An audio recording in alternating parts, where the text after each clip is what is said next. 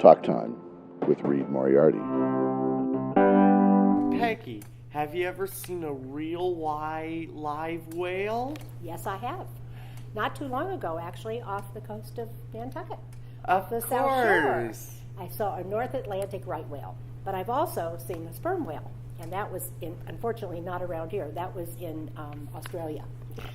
Yeah. No, actually, it was in New Zealand. New Zealand. New Zealand. What's your favorite part of the Moby Dick story, Peggy? Oh my goodness, that's hard. Well, my favorite chapter is chapter 14, which happens to be called Nantucket.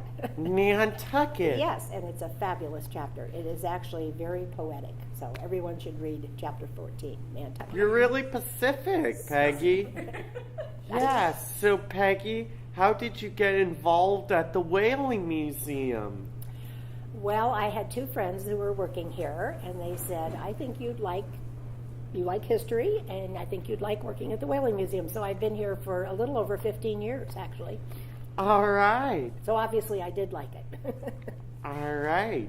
So, do you have a favorite story you tell here, Peggy? I particularly like to talk about the sperm whale skeleton that is here, because this whale is a sperm whale, which Nantucketers specialized in hunting, and this whale washed up on our beach in 1998. So I like to talk about sperm whales and their social organization and their biology. I see it above my head. All right, Peggy, what surprises you about the summer visitors to the museum?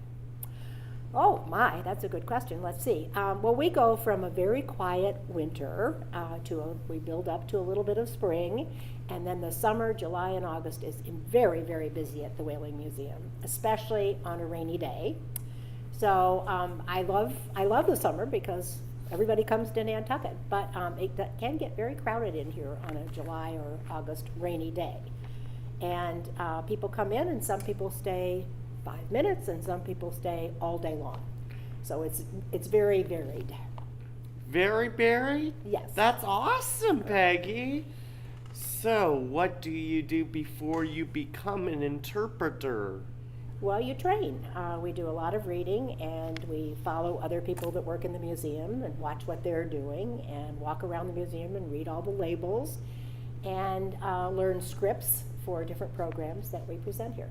All right. What did you do, Peggy, before you were an interpreter?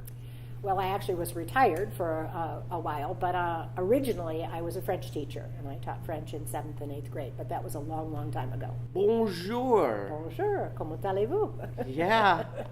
All right, just like Madeline. Do you have a favorite children's book about Nantucket? I do. I love Two Pennies Overboard.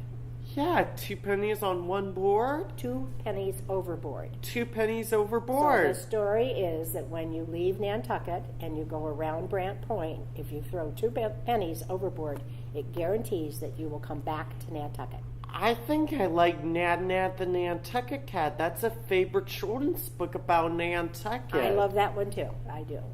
You love it? I love it too.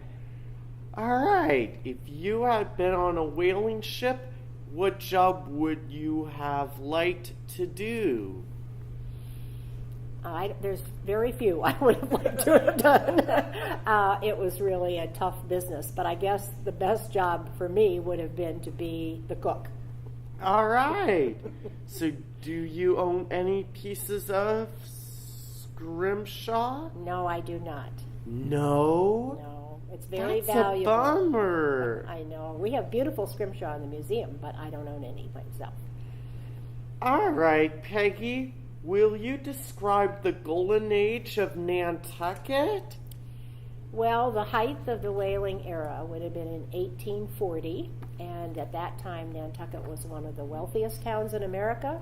There were about 10,000 people who lived here year-round, and that was probably the golden age. That was probably the peak of whaling on Nantucket. All right, Peggy. Do you think whaling will ever come back to Nantucket? No. No? Definitely not. It is illegal to hunt whales. Many countries have signed a pact not to hunt whales anymore. So No, I don't think it'll ever happen again. What is your favorite place on Nantucket other than the Whaling Museum? Oh my. I have lots of favorite places. I think my favorite place is Red Barn Beach. Red Barn Beach? I would like to go there someday, Peggy. It's very beautiful. Tell me a story about the roof walks on so many of the historic houses. Okay. Most people refer to those as widow's walks. However, the correct term is roof walks. You were right. And they were built for fire prevention. So if there was a chimney fire, people could come out through a little trap door on the roof, walk across this roof walk, and dump sand down the chimney to put out a fire. Sand instead of water? That's awesome, Well, Peggy. there's lots of sand around Nantucket. You're right. Last question. Okay. What's your favorite movie about the ocean or history? Oh my goodness, that's a tough question. Do you like In the Heart of the Sea? I actually didn't. I have to say, I didn't like the movie too much. No, I love the you- book. I thought you the love book. the book I thought the with- book was fabulous. I wasn't crazy about the movie. I guess my favorite movie would be Moby Dick. Moby Dick.